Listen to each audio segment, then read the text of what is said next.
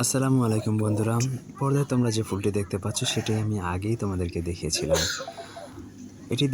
আমি এটা রাস্তার পাশ থেকে কুড়িয়ে এনেছিলাম, সেটাও তোমাদেরকে দেখিয়েছিলাম এবং এই যে ব্যাগটাতে প্রথমে লাগিয়ে নিয়েছি, গাছটাকে থামিয়ে নিয়েছি, সেটাও আমি তোমাদেরকে দেখিয়েছিলাম। তো আজকে দেখাবো কিছুদিন পর এই গাছটা দেখতেছি যে বেশ খানিকটা বড় হয়েছে আর সাইড দিয়েও শিকড়গুলো প্রচুর শিকড় বেরিয়ে যাচ্ছে। কয়েকবার কেটেও দিয়েছি, বেরিয়ে যাচ্ছে। আর দেখো মনে হয় খাবারেরও কিছু অভাব পড়েছে, পাতাগুলো হলুদ হলুদ হয়ে যাচ্ছিল। তো এই গাছটাকে আজকে আমি মাটিতে রোপণ করে দেবো পার্মানেন্টভাবে। দেখো তোমরা যেভাবে ভিডিও দেখো, যেসব নিয়ম কানুন আছে, আমি কোনো কিছুরই কোনো তোয়াক্কা না করে ওইভাবেই বসিয়ে দিচ্ছি, কারণ আমার হাতে অত বেশি সময় নেই। আমাকে আবার আমার অন্য কাজগুলো করতে হবে। যেহেতু আমি একটা জব করি, সেই কাজটা করতে হবে।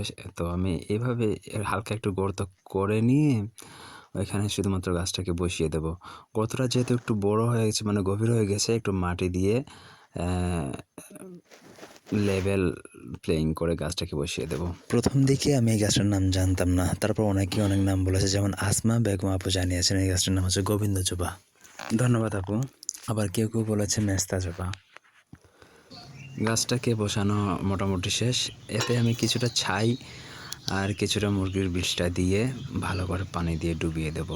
পুরোপুরি মাটি লেভেল করে পানি না দিয়ে, মাটিটা লেভেল করে না দিয়ে হালকা একটু নিচু করে রেখেছি গোড়াটা। এখন যেহেতু শুষ্ক মৌসুম, রোজ রোজ পানি দিতে হবে, পানিটা যাতে থাকে, রসটা যাতে থাকে গাছের গোড়ায় কিছু সময়, সে কারণে। তো এই আর কি। তোমরা যারা আমার ইউটিউব চ্যানেলটিকে সাবস্ক্রাইব করো নি এখন পর্যন্ত, সাবস্ক্রাইব করে দাও। ভালো লাগলে লাইক দাও, কোনো কিছু বলার থাকলে কমেন্ট করো আর শেয়ার করো। এই যে আরেকটা বিষয় হচ্ছে, আমার যত রকম গাছ লাগাই, আমার সব গাছের শত্রু হচ্ছে আমাদের এই সোনাসুনিরা, আমার সোনিয়া হাঁস। এরা কোনো কিছুকেই জিন্দা ছাড়ে না, একা একা ছাড়ে না।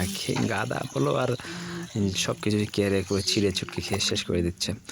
তো এই পর্যন্তই বন্ধুরা। ভালো লাগলে লাইক করে দিও, কমেন্ট করো, শেয়ার করে দিও, সাবস্ক্রাইব করো। আশা করছি সবাই ভালো থাকবে। দেখা হবে পরের ভিডিওতে। সে পর্যন্ত সবাই ভালো থাকো। আল্লাহ হাফেজ।